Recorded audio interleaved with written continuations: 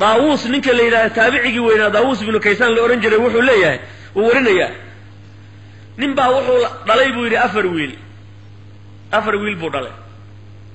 مركاسو حنون سنة أضيق بحنون سنة أضيق مركو حنون سنة أفرتي ويل ميت كم ده هذا الله وحول يري لبا أمان مدين كدونيا أضيق إنا فرت إنا إنك قاعد يعني كرجوجي سي قدنتي سي يعني جراجنتي سي تمريضنتي سي إنا ندين دايو أو دحالك إنا إلى قفصين هدو وعلى وحي أساق وكتك أنا قاعدني وإما إنا أنيق إيد ديسان وما أنت أنو أن أضيق كرجوجي قدقدي أو إلا أودينا عوقت دعايو دحالك سنة أنا وحبكو يالني لبدا مد يالبو حتى دحالك كقد نك يلي أضيق حوله كتجياه حولها ني والبكقد نك يلي واي وحالي أضيق كرجوج أو قدقدي أو أنتو كأدو دنتو كرجوج أدو دحالك سنة كقد أدا بس لا ربطه واللوجا كلا تجي أول بحر إن لو داية موته marka odaygii buu iska kor joogtay oo deena walba baari buu haay wuu gagadistay odaygii oo uu kor joogay oo wax la mari karay buu la maray odaygii waa dhintay fumaad markuu dhintay halkaas uu ka baxay de shaqul kuma yeelan dhaxalkii qoladii kala saddexdii kala baa iska qaybsan ninkii ruuya loogu yimid balay ruuya lagu la hadlo markaas waxa lagu yiri iiti makaana kada war meeshaas heblaha inta tagto fakhud minha yani 100 dinar 100 dinar ka qaada meeshaas هذا هبلة تجوا بقول دينار أرد كقا بقول ذهب هو مركز أسيق وعشان كان يقولت وحاني ربي فيها بركة بقول كدينار وماشي عن كقادنا يقوى بركة لمتى قالوا وحيد هذين بقول لا ما هي بركة ماله بقول الله عقبل لكن بركة ماله وأبو مركو بريب وحاس كيسي وشاقي سيدا أصلا أركي أساسا ليلية محان سمية هالكي من العكا قال ليلية بقول دينار مركا ويديو بركة ماله دا عندنا وحال يروي لا بركة ماله مركا سيتري ورولعكت الناس وقادني كو قدنا أن كنا ولعنا بركة إذا كم ده ناس وقادني ولعكت فأبى ودي ما قادني يرى يعني واحد بركة لا يقول شيء ما قادني فأوتي ثانيا مر لبعض بهذين الله إما ذهبين كل بعض إيتي مكان كذا ما شاهب لا أتجو فخذ من يعني منه وحقق 10 دنانير 10 شلين باتالك قال لي قلت وحاني ربي فيها بركة 10 كشلين 10 بركة لميين قالوا وحي يرادين بر الله ما بركة ماله واجو مركو بريب وهذا حاس كيسو شيء ور لحقت انا فكرني الناس قال اول بعد بقول كشلين نغا فكيسه وادي دي هذا وحير waxaan baraka leen anigu ma qaadan maradii saddexaad baa loo yimid markaas waxa loo yiri iiti makaana kada faqud minhu dinaran meesha hebleeyay tago hal shilin oo dahab ka qaado qultu waxaan ribida fihi baraka shilinku shilin baraka lama yahay qaalu waxay yiraahdeen nacam waa shilin barakaysan ka qaado meesha subax markuu waagu bariyana aaday bur meesha shilinkii baan ka soo qaatay shilin markaan guriga la imid suuqan la aaday waxaan ribida waa inaan ku soo adeegana shilinkan suuqa mar alla markuu sii tagay oo sii galay waxa ka hor yimid nin laba xabo malay awada oo iiba laba xabo malay yaxmilu xuutayni laba kalluun buu wadaa waristaag balay ma qey joogan bidinaarin labadan lama kala reebay hal shilin bay joogan saas aha waa ka shilinkii qaado lawisi dinar lawisi malay buu soo qaat gurigu la yimid markii waa la qala hada soo in malay la qala Soomaa xabadii horeysay markuu sidaa u kala dilaaciyay وحاب دحتا للدر جوهر عجيب وقالها بدحتا له كي كانوا دلاعي متكلا دحتا لا اذا كدركي لو حبه جوهره وهذه قيمها اي كفديان ودم مغالده نسكيدا ايا دحيال بس hilibkiisii uu iska karsaday jawhartiina intuu dhig isla markaa boqorkii markaa meesha xukumayay ya amar bixiyo wuxuu yiri jawhar waa in la keeno qaali oo aad u nafiis ah baashi baa la raadiyay ninka moogay ninka loo hayo ninka baa loo yimid agtiis meeqaankaas oo naga gadbaalay baashan meeqaad iga siinaysaa boqorka loo sheegayo markaas wuxuu ka siiyay 30 wiqran soddon gaadiid ah wax lagu raray buu ka siiyay soddon gaadiid lacag la saaray maxaad malaysaa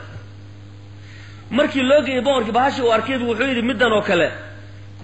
ma wanaagsano ilaa bi ukhtin laha tan tulamataan oo nooceedo kala haajirtay hal raadiyo meel laga keeno xagee kale laga helay asagii baa la weydiiyay waan hayaa buu riwaatan كان بالي لعقتها لقول لبن لابا ياي مركاسها تي هور صدن قاديدا laga sii Soomaa 60 gaadiida lacag lagu raraa laga siitay laban muxuu ku helay arintaas biriga aabihii buu ku helay waladka iyo waalidku waa kala duwan yahay baa leeyahay waalidku ilmahoodu markuu yar yahay wuxuu markasta qalbiga yaani ka jecel yahay oo ilaahay u bariyaa inuu ilaahay barbaariyo inuu weynaado inuu cibrigiisu dheeraado inuu wax fiican noqdo waladkuna waalidku markay duqoobaan oo agtiisa ku duqoobaan muxuu tamaninayaa ilaahu iga astur buu leeyahay يا والدك عمرك إلهه يقول ديرين ما دحاي نينكي والدكي سود انت عيبتيسا إلهي waa asture إلهه عيبتيدا astur buu leeyahay wuxuu jecel yahay in labada waalid xabaalo khalaas Soma aad bay u kala duwan yihiin baa wax isu dhowmaa waladka iyo waalidka rasuulkeena sallallahu alayhi wa sallam ahadiis badan oo la koobi karin buu birrul waalidayn kaga waramay Muslim iyo Bukhari waxay wariyeen صحيحين أي كورية أبي هريرة صحابي اللي يراد لقى ورنيه نبي صلى الله عليه وسلم نبأ ويمت مركز وحي رسولك إلهي من أحق الناس بحسن صحابتي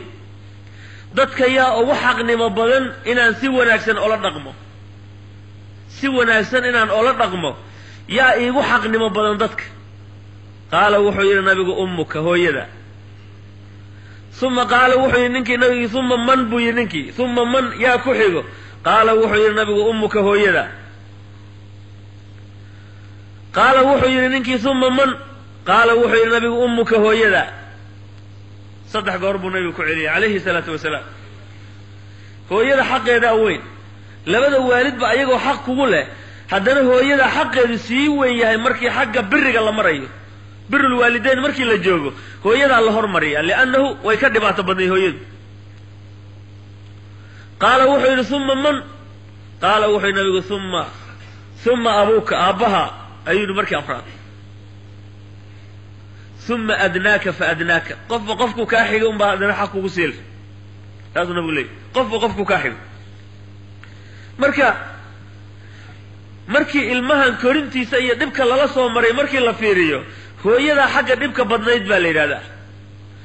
hadhow markay labadoodii hadana isla weynaadaana hooyada tabar daran baa la yiraahdaa marka laba gooraba baabul birri markii la marayo hooyada xaq weyn aabaha iyo hooyada nimba nabiga u yimi sallallahu alayhi wa sallam faqala wuxuu ya rasuulallah inna li maalan wa waladan rasuulka ilaahay oo xoolan qaba ilmana waan leeyahay carruur badan baan leeyahay wa inna abi yuriidu an yastaha mali abahay baa wuxuu doonayaa waxaan haysto dhanba inuu iga qaato soo anu kuma soo korin ha meesha rabta ilmahaaga uga shaqeyso waxa hadda haysatana iska qaadanayo yiri hada anigana ilmaan leeyahay carruur baan leeyahay aabihina waa laga yaabaa inuu asna carruur yar leeyahay dadku way yiraahdaan hadda abaadu hadda carruur yar leeyahay aniga ku yar bay joogan korinaya Soma ma sidaas aad ku oranaysaa abaha marka uu soo dacwado wuxuu rasuulka ilaahay xoolo waan haystaa hadda xoogaa waan ladnahay ilmana waan leeyahay ilmahaas uu ka fikiraya ilmana waan leeyahay aabahayna wuxuu doonayaa bur an yajtaha mali istaha waxa la yiraahdo in la jirid gooyaba eber kulli inuu iga wada qaato raba hada saasan dacwo ka ahay wuxuu nabiga ugu jawaabay anta wa maluka li abika adiga iyo xoolahaaga waa aabaha baa iska leh asig suu raba hay yeelasay ya anta wa maluka li abika bur nabiga alayhi salatu wasalam maluka li abika bur nabiga alayhi salatu wasalam ibn Majah baa xadiiska warinay marka aabaha inaan maslaxada mooyaane inaad tiraado waxba shaqo isku maleyn xoolaha ana shaqeystay inta ka bax khalad weeyasaas shalay markii lagu korinayo maxaad ahayd waxba ma ahayd dib badan baa lagu la soo maray Abdullah ibn Umar baa wuxuu arkay in hooyadii intuu xumbaaray Kacbada dhawaafsiinayo oo qofka haduu caajiz yahay waa la xumbaaraa Soma ama sariir baa lagu qaadaa hooyadii buu intuu dhabarka saaray buu dhawaafsiinaya markaasuu soo fiiray wuxuu yiri Abdullah ibn Umar miyaada arkaynin buu hooyada inaan xaqeeda u guday hooyada inaan xaqeeda u guday Soomaali markaasuu wuxuu yiri khayr baad samaysay ahsanta wanaag baad samaysay xaqeeda ma gudan kartid laakiin khayr baad samaysay buu maxaa yeelay maalin ay dhabarka kugu waday dharabta aad saarneed dharabta ama ay ku xumbaarsaneed oo sida inta u dhaqaaday inay dhacday ay moodo ay naxday naxdinta kaliya waliga gudi karin buu هذا أنت أصلا قرنبرك كده وسيسن ما بيدك رتبي لكن وناك بسمع خير الله كسيبون خير الله كسي والدك حقي سلم بدن كر والله ليه حق والدك وحلا جودي كرماها وحاكليه والله قربا إن هذا الأدعاء سلم هذا والد أنت تبرت هذا أنا بري وذات كداش إن هذا رالي قلين كرتون اسكت اللي هذا والد والله وحي كرمان قولك وفعلك إن هذا أجل عسوان حتى يعني وحي هذا قبلنا إن حتى وحرب إن هذا الوناس تكتر مرنا بهذا الكاكور كين اللي هذا الوالد أو كنا شيء لما دي والد وكنا له هادين عاسي هكون نغنن بري جوده هكا قابلن دعاء هذا كد دال وناق جوده وهذا اللي يساسق أذون الدنيا آخر البدو وتكون اللي يساوي في كل جزء من بلادي قصة تروي ضياع كرامة الإنسان هي قصة الإسلام في أوطانه